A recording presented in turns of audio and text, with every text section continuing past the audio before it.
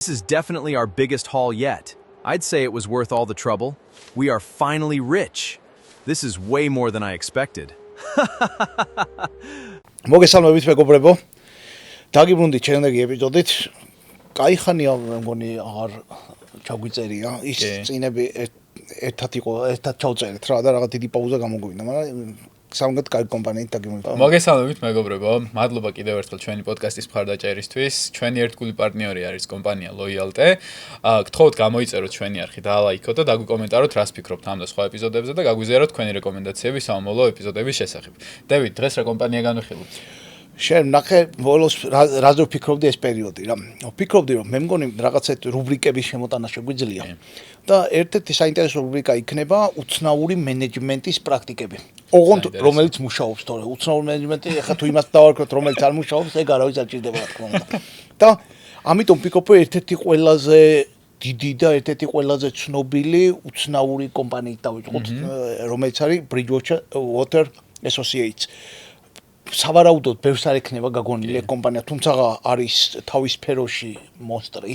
ყველაზე დიდი hedge fund-ია მთელ მსოფლიოში. ხო, ძალიან დიდია და ძალიან წარმატებულია. პორტფელი აქვს როგორც მახსოვს, სადღაც 150 მილიარდი დაახლოებით, რასაც აკონტროლებენ და ძალიან უცნაურად მუშაობენ. ეგ არის რაც მთავარია და ეგ მინდა რომ ზუსტად მოყვეთ დღეს. კი, ძალიან საინტერესო ისტორია იქნება და თან სანამ Bridgewater Associates-ზე გადავალთ, რომელიც ალბათ ბევრ ადამიანს არ გაუგია, იმ ხალხს, ვინც ბიზნეს სფეროსთან და ბიზნესის გარშემო ტრიალებს, მას აუცილებლად ექნება გაგონილი ადამიანი Ray Dalio. Ray Dalio არის სწორედ Bridgewater Associates-ის დამფუძნებელი, რომელიც ძალიან საინტერესო ადამიანია და დღეს ალბათ ერთ-ერთი ყველაზე გავლენიანი ადამიანია მთელი მსოფლიოს ეკონომიკაში და მისი წარსულით რო დავიწყოთ, ეს ადამიანი მუდმივად ფინანსურ სექტორში მუშაობდა, ყოველთვის ცდილობდა რომ რაღაც დიდი ritern-ი დაედო თავის კაპიტალზე და თავიდანვე დაიწყო ინვესტმენტ ბანკირობიდან მუშაობა და იმის გამო რომ ძალიან ჭკვიანი კაცი არის და იცის რომ მონაცემებს უნდა ენდობოდეს, ძალიან სწრაფად წაიწია კარიერულ კიბეზე და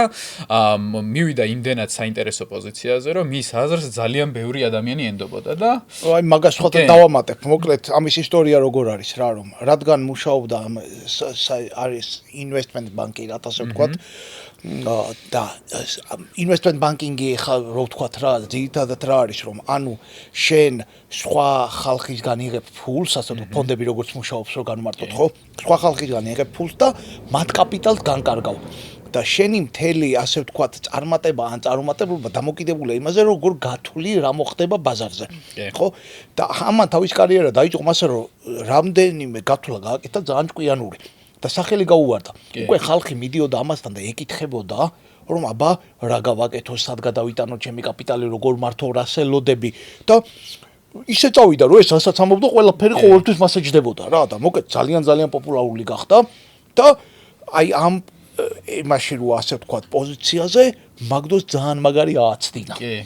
ხო და აი ძალიან მაგარი რო ააცდინა, მე ეს თვითონ ყვებოდა, რომ ეს იყო ჩემ ცხოვრებაში ყველაზე დიდი სტრესიო, იმიტომ რომ ამისი კომპანიას Bridgewater-ი მაგ დროს გაკოთა და რა დონეზე გაკოთა, იცი რომ $4,000 მამამის სესესხა, რომ კომპანია არ გაჩერებულიყო და ოღონდ გაჩერდა პრინციპში, იმიტომ რომ ვინც თანამშრომელი ყავდა, ყველა გაყარა. ანუ ხო არ ხონდა შესაძლებლობა არაფერი, ყველა გაუშვა და რეალურად კომპანია დაარესტარტა და ნოლიდან დაიწყო. და მაგას ყვება რომ ეს იყო ყველაზე დიდი სტრესი, იმიტომ რომ ეს შენი მეგობრები სახში გაუშვა, წარმოვიდგინე თან კომპანიას რომელსაც აშენებდი და თან ყველაზე მთავარი რაც არის, როცა შენი წარმოდგენი ზენიტში ხარ, იმიტომ რომ რასაც იტყვი მთელი ამერიკა პიდაღებული გიყურებს, ხო? და მაგ პერიოდში უცებ გიწევს რომ ნოლზე ჩამოხვიდე.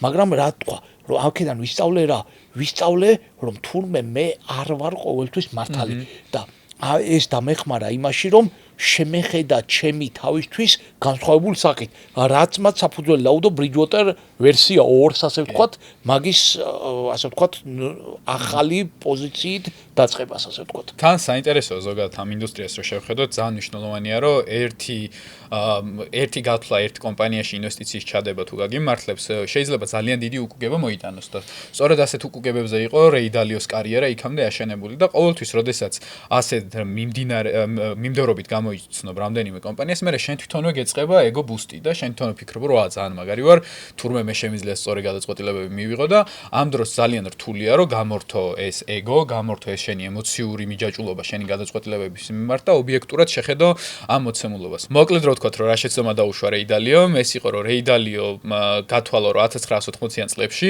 უდიდესი ეკონომიკური კრიზისი მოხდებოდა მთელს ამერიკაში და თავისი hedge fund-ის უდიდესი ნაწილი მიმართა იმის ამ რისკების დასაჰეჯირებლად და ფინანსურ ბაზრებზე მთავარი პრობლემა დასაბალანსებლად თქვა დასაცავად კი და ფინანსურ ბაზარზე როდესაც დიდ რისკში შედიხარ მთავარი რისკი ის არის რომ შეიძლება მთელი ფული წააგო მიუხედავად იმისა რომ upside თითქმის არ არის შემოსაზღვრული და შეიძლება უზარმაზარი რაოდენობის ფული მოიგო downside ზუსტად არის შემოსაზღვრული იმ თანხაზე რასაც შენდება და განსაკუთრებით კინოულია ეს როდესაც შენ ფულს არ მართავ და მართავ სხვა ინვესტორების ფონდს რომელიც შენს ფონდს ენდობიან და სწორედ ეს იყო რა შეცდომაც რეი დალიომ დაუშვა და მაშინ გაუჩნდა პირველი კითხვა რომ მიუხედავად იმისა რომ მე ბევრი სწორი ის წინასწარმეტყველება დავდე და ბევრი კომპანიაზე სწორად გავთვალე მე შეიძლება არ ვიყო ყოველთვის სწორი და მაშინ გაუჩნდა კითხვა რომ მოდი ჩემ ამოცანებს უფრო რაციონალურად შევხედა ხო მოკლედ და რაზე დაიწყო ფიქრი იმაზე რომ ესე იგი მიხვდა რომ ყოველთვის სწორი არ არის მაგრამ იმაზე ფიქრობს რომ როგორ დაადგინოს როდის არ არის სწორი და როგორ დაადგინოს როდის არის მართალი და ძალიან რთულია. ეხლა რატოა ძალიან რთული? პირველი რა არის, ნახე, შენ როცა ასეთი წარმატებული კარიერა გაქვს, შენს გარშემო იკრებ ხალხს, რომელიც უკვე რასაც იტყვი, ყველაფერზე გეთანხმებიან. ხო? და მაგას უკვე ძალიან რთულია გარჩევა რა, ნებისმიერ რაღაცას იტყვი და ხოლოს გეტყვიან, ეგ იმას ნიშნავს, რომ როცა არასდროს იტყვი, მაშინაც ხოლოს გეტყვიან და მოყვება ის, რაც მოყვა. ეგ ერთი. და მეორე რა არის, რომ ისეთი ხალხი უნდა შემოიკრიბო, ესე ნახე, პრობლემა რა არის. ისეთი ხალხი უნდა შემოიკრიბო, რომელსაც აქვს განსხვავებული ხედვა და რომელსაც შეუძლია ეს ხედვა შენთან მოიტანოს კომუნიკაციონალ განახორციელოს ამით და არ უნდა ჩაყლაპოს და ამიტომ გადაწყვიტა რომ მოკლედ Bridgewater-ში დაამკვიდროს წესები და ეს წესები რა დონეზეა იცი რაღაც 100 რაღაცა გვერდიანი წიგნია ამ წესების და თანამშრომელი მოდის ახალი ამას ხო ასწავლიან უნდა წაიგითხოს აუცილებლად და გამოცდებს უტარებენ ოღონდ თავის გამოცდებს ხო ერთხელ კი არ არის რაღაცა კვირაში ერთხელ გამოცდა აქვს რა რომ მოკლედ მიმართულია საითო ეს წესები უნდა იცოდე დედა ენასავით ანუ ზეპირად უნდა იცოდე რა ეხლა ხო მიდი რა არის ეხლა ეს წესები მაგაზე რო ვილაპარაკოთ თავარი წესი ალბათ და თავარი პრინციპი რაზეც რეი დალიომ თავისი კომპანია აშენა ეს იყო რადიკალური გამჭვირვალობის პრინციპი რაც ნიშნავს რომ არ არსებობს ფიდბექი არ არსებობს კომენტარი რომელიც დახურულ კარს მიღმა კეთდება და როგორ შეიძლება რომ უზარმაზარ კომპანიაში სადაც ასობით ადამიანი მუშაობს მაგას მიაღწიო და რეი დალიომ გადაწყვიტა რომ თანამშრომლებმა ერთმანეთი უნდა შეაფასონ რეალურ დროში და თან ყველა ის საუბარი რასაც საუბრობენ უნდა იყოს ჩაწერილი და ყველასთვის უნდა იყოს ხელმისაწვდომი. ხო, აი მოდი ახლა გავყვეთ ეგ რატო მოიფიქრა ეგ მიდგომა. ეგ მიდგომა მოიფიქრა იმიტომ რომ ადამიანები ძირითადად ერთმანეთს ცუდ რაღაცებს არ ვეუბნებით. ხო? ანუ ცუდი რა კუთხით ვამბობ რა ახლა ის კი არა რაღაცა გაამწარდა რაღაც. არა, ანუ ფიდბექს რო აძლევ, უკავშირს რო აძლევ, შენ ცდილობ ეს მაქსიმალურად შერბილებული, ანუ უკავშირი საერთოდ არ მისცე. რატომ? იმიტომ რომ არასასიამოვნოა, ხო, ახლა ვის სიამოვნებს მას რაღაცებზე ყურადღების გამახვილება და ამან დაინახა რომ აი მაგ მიდგომით ასე ვთქვათ, ხო? ადამიანები კარგავთ იმის უნარს, რომ ერთმანეთს რაღაცა ნაკლოვანებებზე და უარყოფით მხარეებზე ყურადღება გაუმახვილოთ და თუ ეს ბევრი დაგროვდა, ხო საერთოდ ლაპარაკობ, ბევრი დაგროვდა იმის ზურგს უგან ლაპარაკობთ რა. ანუ ეხლა მე და შენ რო ვიღაცაზე განვიხილავდეთ, რომ ეგ მენეჯმენტის აზრზე არ არის რა, ის როგორ თქვა და რაღაცა, მაგრამ იმასთან რომ მიდიხარ, იმასთან ხმას ვერ იღებ. და ეს მიხვდა რომ ეგ პრინციპი თუ არის დამკვიდრებული ყველგან და აქაც იქნება, ამას ვერავინ ვერ შეეწინააღმდეგება. რატო?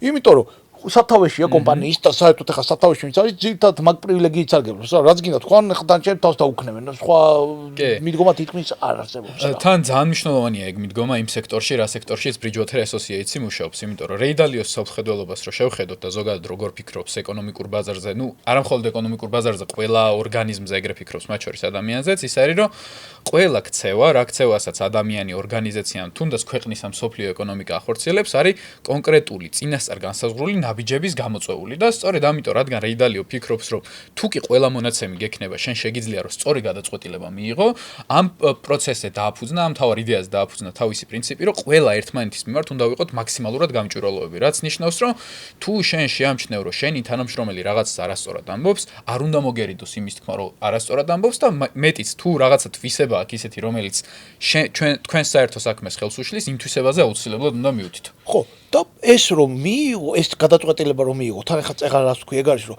როგორ უნდა უზრუნველყო რომ ყველა ფერი იცოდეს და თქვა რომ ნებისმიერი შეხვედრა ჩაიწერება და ნებისმიერი შეხვედრა ჩაწერილი აიტვირთება საერთო სივრცეში, სადაც ნებისმიერ შეუძლია უყუროს. ანუ გამოდის რომ ეხლა რა თქმა უნდა ნებისმიერი არ არის რაღაცა სარისკო რაღაცები და ასე შემდეგ, რომელიც არ უნდა გაიგოს. ხო, მაგრამ მაგას თავი გავანო, ჩავთვალოთ 90%-ზე მეტი შეხვედრების იწერება და ყველა შეუძლია ყურება. ანუ ესე იგი შენ რამე სიტყვი არ შეგიძლია ვიღაცაზე რაღაც თქვა. ეგ ერთი და მეორე ითხოვენ რომ შენ უნდა პირში უთხრა ყველაფერი. და ეს არ უნდა გაგაჩეროს რომ ის შენზე რანკით მაღლა თქვათ ხო ან შენზე გამოცდილია შენზე მაგარია არა აქ მშობ ეს ამბობს რომ აქ ჩვენ იმას არ უყურებთ რომ ვინ არის შენზე გამოცდილი და ის ასე შემდეგ შენ თუ კარგი იდეა მოგივიდა მაგის გაჟღერება უნდა შეგეძლოს ასევე ერთი მომენტია წესი აქვს 2 წუთის წესი ეწოდება შენ რო რაღაცას ამბობ 2 წუთი ვერავინ ვერ შეგაწყვეტინებს ანუ 2 წუთი დრო გაქვს მაქსიმუმ რომ თქვა ეს რატოა იმიტომ რომ ვიღაცეებს ახლა ლაპარაკი უფრო უჭირთ ვიღაცები კიდე უფრო ისინი არიან რაღაც უფრო კარგად ლაპარაკობენ და უფრო შეუძლიათ რომ ჩაეჭრან და ეგრო დაბალანსდეს ასე ვთქვათ რომ ცოტა ჩუმ ხალხსაც მიეცეს საშუალება რომ თავისი აზრი დააფიქსიროს თამამად თან მით უმეტეს მაშინ როცა რადიკალურად გამჭვირვალეა ეს ორგანიზაცია თუ კი იმ ადამიანს ისედაც უჭერს ლაპარაკი და არ შეუძლია რომ ეს თავისუფლად ლაპარაკოს საზოგადოების წინაშე იმ 2 წუთში თუ შეაწყვეტინა მე შეიძლება ხმა საერთოდ აღარ ამბობს და ძალიან მნიშვნელოვანია ეს 2 წუთის წესი კიდე რომ დავამატოთ გარდა იმისა რომ ამ ვიდეოებს იწერენ და რაღაცა კვარტალში ერთხელ ან ზოგ ადამიანთან კვირაში ერთხელ აქვთ ხოლმე ფიდბექის შეხვედრები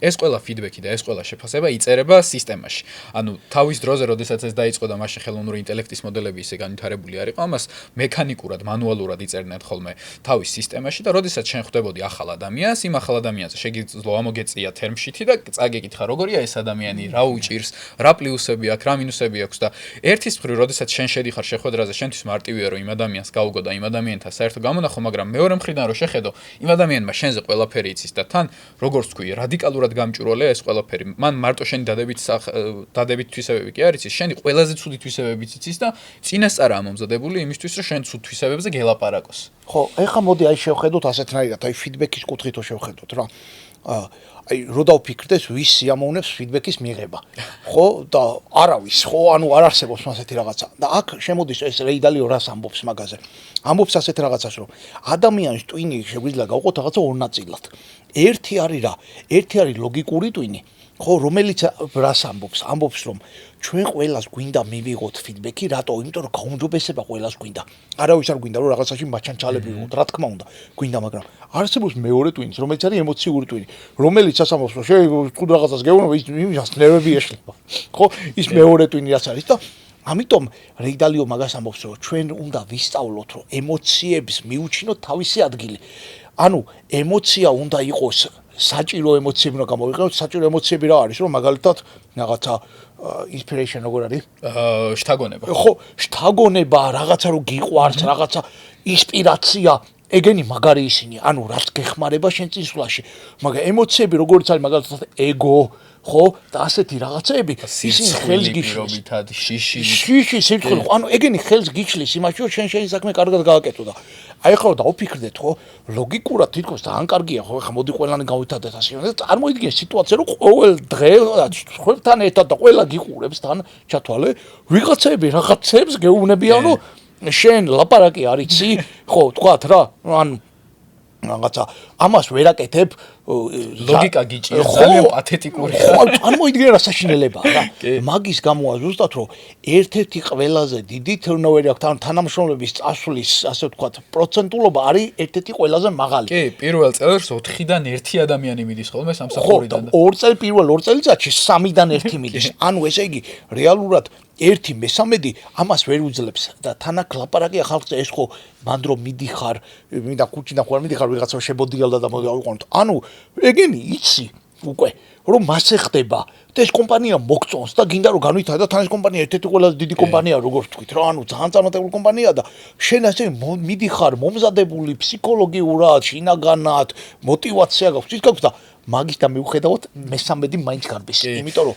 ადამიანი არ არის მასე აწყობილი რა რომ ყოველ დღე რაღაცა ცუდი ინფორმაციები ასე ვთქვათ ჩვეულებრივად მიიღოს. თან ძალიან მნიშვნელოვანია ეს ხალხი საიდან მოდის, სანამ Bridgewater Associates-ში მოხდება. სავარაუდოდ ეს ხალხი მოდის ან სხვა სამსახურიდან, სადაც იგივე მიმართულებით მუშაობდა და ძალიან დიდი გამოცდილება აქვს ისედაც დაგროვებული. შესაბამისად, წესით ეგ საკმაოდ მაღალი უნდა კონდეს, იმიტომ რომ შენ საქმეს კარგად დასრულებდი, ან მიდიხარ საუკეთესოთა შორის საუკეთესო უნივერსიტეტებით ხარ. და მანდ ეგო ხო გაქვს და გაქვს. გაქვს ყველაზე დიდი ეგო, იმიტომ რომ რაღაც ყველა Harvard, Wharton იმაქ ერთად დამთავრებული და რაღაცები და როდესაც იქ მიდიხარ და ადამიანი გეუბნება რომ იცი რა შენ ეხა შეცდომებს უშვებ, ცუდი ხარ, არაფერი არ გამოგდის და რაღაც ესეთ ნეგატიურ ფიდბექს გეუბნება, ძალიან რთულია რომ ეს ემოციურად შენ თავი გადახარშო და შენ თავი იმ დონეზე შეინარჩუნო, რა დონეზეც მიჩვეული ხარ და კარგად ოპერირებ. ამიტომ ძალიან მნიშვნელოვანია რომ სწორი ადამიანები შეკრა ასეთი კომპანიისთვის. ნახე კიდე ერთი საინტერესო მიდგომა რაც აქვთ. ამბობენ რომ ჩვენთან დემოკრატია არ არის. ანუ შენი აზრი საერთოდ არ მაინტერესებს, შენ თუ არ დაიმსახურებ, რომ შენი აზრი მაინტერესებდეს. და ეს როგორ არის? რომ გაფასებენ, შენ იქ აგროვებ ქულებს. და ასე ვთქვათ, რაღაცა იმებზე გადადიხარ, დონეებზე გადადიხარ რა. და შენ რო რაღაცებზე მიხვალ რაღაც დონემდე, ეგ უკვე იმას ნიშნავს, ესე იგი შენ რასაც იტყვი, ხო? ის უკვე ღირებულია. ძალიან დიდი წონა აქვს გადაწყვეტილების მიღებაში, კი. ამიტომ ვთქვათ, რომ შენ თუ მაღალწონიანი ადამიანი ხარ და იქ ჩვენ 3 ვართ, 4 ვართ დაბალწონიანები, შენ ერთ შეგიძლია გადაგწონოს უყველა. ხო? და ესეც წარმოიდგინე, ახლა მანდრო ხარ მისული უკვე ალბათ მაგარია, მაგრამ დაბლა რო ხარ, ესეც რამხელა დემოტივატორი შეიძლება იყოს, იმიტომ რომ შენ რაღაცას ვამტკიცებ და ზუსტად კარგად თქვი რა, რომ შენ ხარ რაღაც Ivy League-ის უნივერსიტეტიდან მისული ან გამოცდილი ადამიანი ხარ მისული, რაღაცებს ვამბობ და კაცშვილი არ გისმენს ან არ გაქცევს ყურადღებას. ძალიან მოქმედებს ამ თავმოყარეობაზე. და ძალიან რთულია რომ მე გააგრძელო მაღალ დონეზე ოპერირება. ამიტომ ძალიან მნიშვნელოვანია რომ სწორი ტიპის ადამიანი იყოს მან მისული და მაგის გამო რომ წონებს ანიჭებენ ადამიანების გადაწყვეტილებებს, ყოფილა რამდენიმე შემთხვევა, როდესაც ჯუნიორ ადამიანმა, რომელსაც ზედიზედ 3 კარგი პასუხი ჰქონდა, 3 კარგი შედეგი ჰქონდა დადებული, სინიორ ვაის პრეზიდენტის პასუხიც კი გადაწონა, რაც მე თვითონვე შეაფასეს, რომ მაინც და მაინც სწორი გადაწყვეტილება არ იყო, მაგრამ თავიდან დაჭირდა ამ მოდელს დაბალანსება. კიდე ერთ საინტერესო რაღაც რაც საკეთებენ არის, რომ როდესაც პრეზენტაციას აკეთებს ვიღაცა და მიმართავს აუდიტორიას ყოველთვის აქვს თან iPad-ი, სადაც შექმნილია ქულების სისტემა. და შეიძლება რაღაცა კონკრეტული ქულა მოგცენ. მაგალითად იქვე გაფასებ. შეიძლება ვიღაცამ გითხრას, აი ძალიან პათეტიკურად ლაპარაკობ, ლოგიკას ვერ ვიჭერ და ამ დროს შენ უნდა გააგრძელო შენი სპიჩი და ერთის მხრივ ეს ძალიან კაია რომ რაღაცა აუდიტორიისთვის უფრო მეტად გასაგებ ინფორმაციას გადაცემ, მაგრამ მეორის მხრივ რო წარმოიდგინე რომ სცენაზე დგახარ, ან რაღაც ბორდის მიტინგზე გამოდიხარ სიტყვით და იქ ცდილობ რომ შენი აზრი დაამტკიცო და ვიღაცები გეუბნე ვერ მსჯელობ და რაღაცა გაქვს შესაძლებელი, ძალიან რთული და დემოტივატორი არის, მაგრამ რეალურად ეს ყველაფერი რო გვერდით გადავდოთ მეორე მხარეს გვაქვს შედეგები. მიუხედავად იმისა, რომ ემოციურ ნაწილზე რასაც ვლაპარაკობთ, ემოციურ ნაწილისთვის ძალიან მძიმეა ის, რაზეც ეხლა ჩვენ ვსაუბრობთ, ეკონომიკური შედეგებით Bridgewater Associates არის ერთ-ერთი საუკეთესო ჰეჯ-ფონდი მთელ მსოფლიოში. მოდი აი მან ეხლა დავამატებთ. ანუ მოკლედ ამისი მიზანი რა არის? მიზანი არის რომ ფონდები ინვესტიციას როგორ ახორციელებენ, ხო ციფრების საფუძველზე. დგანან და აანალიზებენ ყველაფერს და ადამიანი ყავთ გადაყვანილი მანდ. ადამიანი ყავთ არა როგორც სუბიექტი, არამედ როგორც ობიექტი, რომელსაც შენ თქო აფასებ, ციფრებით აფასებ. ანუ ნახე, სტატისტიკას უდგენ, რაღაცა ძლიერი მხარ, სუსტი მხარ, ასე შემდეგ და ზუსტად მოდელებს აწყობენ შენზე. ანუ წარმოიდგინე, ცდილობენ რომ შენი ადამიანურობა, ემოციურობა რაც არის, ეგ ყველაფერი გაწიონ გვერდზე და შენგან წამოიღონ ეს რაღაცა ლოგიკური აზროვნება, კრიტიკული აზროვნება, ასე შემდეგ, რაც არის ქულების ერთობლიობა. ხო, და აი შენ გადაგაქციონ, ასე ვთქვათ, ციფრებად. და ციფრებადო გადაგაქცევენ, მე გამოდის რომ მაგრად მუშაობს. ოღონდ მაგრად მუშაობს, თუ შენ მაგ პრინციპს აწყობ, ძალიან რთული ასაწყობია და ეხლა აი მოდი ვთქვათ რა, რამდენად იმუშავებდი ადამიანი მასეთ კომპანიაში. ძალიან რთულია. იმიტომ რომ ხა ჩვენ ყველას გვინდა რომ რა თქმა უნდა გვინდა რომ ვიმუშაოთ სოფლიოში საუკეთესო კომპანიაში, ვიყოთ ძალიან წარმატებულები, ჩვენს სიტყვას აფასებდნენ. ეგ ყველას გვინდა, მაგრამ შენ მან თუ მიდიხარ, იმიტომ რომ შენ მთელი შენ ნერვული სისტემა უნდა გადააწყო, ხო? ანუ რამდენად გიღირს ერთი და მეორე შეგინდა გინდოდეს რამდენად შეგიძლია მაგის გაკეთება რა. მაგიტოა რომ ყველასთვის არ არის და მაგიტო ამბობ ეს უცნაური მენეჯმენტის პრაქტიკა, იმიტომ რომ ასეთი რაღაცები დანერგილი ბევრი რა თქმა უნდა არ არის, არც გაგიგიათ მას რაღაცები დარწმუნებული ვარ, ხო? უმრავლეს შემთხვევაში და მაგიტო, მაგრამ ფაქტია ეს მიდგომა შედეგებს დებს. ამიტომ ეხა კითხვა შემოდის, რომ შენ როდესაც კომპანიას აწყობ, იქ შენთვის რა არის მნიშვნელოვანი და რა არის პრიორიტეტი? შენთვის არის პრიორიტეტი წარმატება ნებისმიერი რაღაცის ხარჯზე, თუ შენთვის პრიორიტეტია რომ კმაყოფილი იყო და სხვათა შორის ერთი კომპანია მახსენდება და მე ერთ-ერთი ჩავწეროთ ზუსტად და ამ კომპანიის პრიორიტეტი არის პირიქით თანამშრომელი ბედნიერი უნდა იყოს და ის ამბობს რომ წარმატება მეორე ხარისხოვანია, თუმცა წარმატებულია იმის ხარჯზე რომ თანამშრომელი ბედნიერია. ხო, მაიკ აბსოლუტურად მეორე ეს არის სასწავლო პოლუსი, არასაპირისპირო მიდგომა და ეგეც განვეხილოთ მომავალში დღეს არ გვინდა, მაგრამ ანუ ფაქტია რომ ეს რაც რეიდალიომ გააკეთა, შედეგები რო შევაფასოთ რა არის, რომ რეიდალიო არის სოფლიოში ერთ-ერთი უმდიდრესი ადამიანი არის ხო მისი ფონდი არის სოფლიოში ერთ-ერთი ყველაზე წარმატებული, მისი სიტყვა არის სოფლიოში ერთ-ერთი ყველაზე დაფასებული, მეტი რაღა გინდა. და დღეს უკვე რასაკეთებს, ხო, დღეს ახლა ასაკშია და უკვე ამბობს რომ მე უკვე ყველაფერს მივახცე ის მიღწევას მინდოდა, ამ წი აღარ არის ჩემთვის მნიშვნელოვანი, კიდევ უფრო მეტ წარმატებაზე, ასე ვთქვათ, ვიყო კონცენტრირებული და წიგნებს წერს და რაღაც ლექციებსაც არის და ინტერვიუები და არის ინტერნეტში ძალიან კარგად ლაპარაკობს, რა თქმა უნდა, და მაგას გვიხსნის. ის ამბობს, რომ ნებისმიერ ადამიანს შეუძლია წარმატების მიღწევა, თუ სწორად დაალაგებს თავის პრიორიტეტებს. და ეგეც, რა თქმა უნდა, ძალიან ძნელია. ეს ამბობს, რომ მე არ ვიყავი არაფრით გამორჩეული, თუმცა ეს უფრო თავდაბლობის მოსდის, იმიტომ რომ ჰარვარდში სწავლობდა და ძალიან ნიჭიერი და მაგარი ტიპი იყო ისე და შეძლებული ყავდა ისე და ხო, ანუ მაგარი ტიპი იყო, მაგრამ ეგ ამბობს, რომ ეგ არ არის ის რის გამოც მე წარმატებას მივახცე, იმიტომ რომ სწორად დავიწყე ფიქრი და სწორად ფიქრი დავიწყე ზუსტად მაშინ, როდესაც აი ის დიდი, ასე ვთქვათ, პრობლემები გამიჩნდა ჩემი კარიერის საწყის ეტაპზე. და დიდი შეცდომა დაუშვა. მოდი ახლა რეალურად შევაფასოთ ჩვენი პარტნიორის კითხვით, რა არის Bridgewater Associates-ის წარმატების მთავარი ფორმულა? შეგვიძლია ვთქვათ, რომ Bridgewater Associates-მა წარმატებას მიაღწია სწორი მიდგომებით. ანუ აი მეტი მან არაფერი არ შეგვიძლია ვთქვათ. რატომ? იმიტომ რომ ფონდების წარმატება არ არის დამოკიდებული მაგარ მარკეტინგზე, ხო? არ არის დამოკიდებული, რომ არ ვიცი, ანუ შეგვიძლია ვიღაცებმა თქვან, რომ ფონდი არის უფრო რომ ლატარია, რომ რაღაცები უნდა სწორად გათვალო. აი მაგალითად 2007 წლის სოფლიო ეკონომიკური კრიზისი დაიწყო, ამათმა პორტფელებმა ძალიან დიდი მოგება დადეს, რატო? ზუსტად ქონდა გათვლილი, რომ კრიზისი მოდიოდა და ისე აწყო. ეხლა აღარ მინდა რომ ფინანსურ დეტალებში ჩავიდეთ, იმიტომ რომ გაუგებარი იქნება სავარაუდოდ ბევრისთვის, მაგრამ ფაქტია რომ ეს კარგ რაღაცებს ხედავდა, მაგრამ ასევე ფაქტია ზუსტად რომ ეს რაც ამბობდა რომ მე რო რაღაცებს ხედავ, მე შეიძლება არასწორ რაღაცებს ხედავდე და მთელი სისტემა იმაზე უნდა იყოს დაფუძნებული, რომ ვიღაცებს შეეძლოთ პირში მითხრან, რომ ეს არასწორია და მოდი სხვანაირად გავაკეთოთ და ფაქტია რომ ამათ წარმატება ზუსტად ეგ არის, იმიტომ რომ ფონდის წარმატება მაგაზე დამოკიდებული, რამდენად ბევრ სწორ გადაწყვეტილებას მიიღებ. კი, თან მნიშვნელოვანია ამათ წარმატებისთვის სექტორსაც შევხედოთ და იმ ფილოსოფიას, რა ფილოსოფიითაც Bridgewater Associates-ი მუშაობდა. იმიტომ რომ როგორც ვახსენეთ, რეიდალიო ყველაფერს უყურებს, როგორც მანქანას, რომლის წინასწარ გათვლაც შეგიძლია და თუ გინდა რომ რაღაც წინასწარ გათვალო, იქ ემოციები სრულად უნდა გამორთო და უნდა მიიღო რაციონალური გადაწყვეტილება. პირობითად Bridgewater Associates-ი რო ყოფილიყო მარკეტინგის მიმართულებით და იქ ყოფილიყო რადიკალურად გახსნილი რაციონალური ორგანიზაცია, არ ვიცი რამდენად წარმატებული იქნებოდა. შეიძლება საერთოდ არ ყოფილიყო წარმატებული, მაგრამ იმის გამო, რომ თვითონ რეიდალიომ რა წარმატების ფორმულას დადო თავის კარიერის დასაწყის ეტაპზე, მიხვდა რომ ეგ რაღაცნაირად უნდა გაემეორებინა და უნდა გაემეორებინა მანქანური სიზუსტით, რომელიც მერე დანერგა Bridgewater Associates-ში და ამ დანერგვის ფავარი ფრაზა მაინც რაც ქონდა ის იყო, რომ ყველა ჩემი თანამშრომელი არის გიენა და პატარა გნუები უნდა დაჩაგრონ, რაც ნიშნავს, რომ ისეთი ადამიანები, ვინც მის ორგანიზაციაში მუშაობს და რადიკალური გამჭვირვალობის სისტემას ვერ ერგება, აუცილებლად უნდა წავიდეს კომპანიიდან და თავის თანამშრომლებს პირიქით ეუბნეოდა, რომ თუ ადამიანი ვერ ერგება ამ სისტემას, მითხარი და გაუშვათ. და ამის მიზეზი სწორედ ის იყო, რომ რეის ჯეროდა, რომ თუ უნდოდა, რომ საუკეთესო რითანი დაედო თავის hedge fund-ისთვის, უნდა მიიღო მაქსიმალურად რაციონალური გადაწყვეტილება. და მასაც გააკეთა.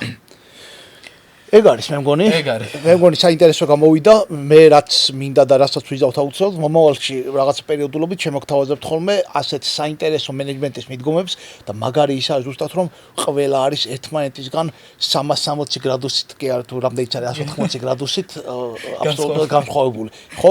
და სხვადასხვა სიტუაციაში სხვადასხვა მიდგომები როგორ შეიძლება რომ მუშაობდეს, ეგ შეგვიძლია რომ დავინახოთ. კი ბატონო, დიდი მადლობა მეგობრებო ყურადღებისთვის. გამოიწერეთ ჩვენი არხი და ლაიქეთ ვიდეო და გაგვიზიარეთ თქვენი აზრი, რას ფიქრობთ დღევანდელ ეპიზოდზე. წარმატებები და შემდეგ შეხვედრამდე. This is definitely our biggest haul yet. I'd say it was worth all the trouble. We are finally rich. This is way more than I expected.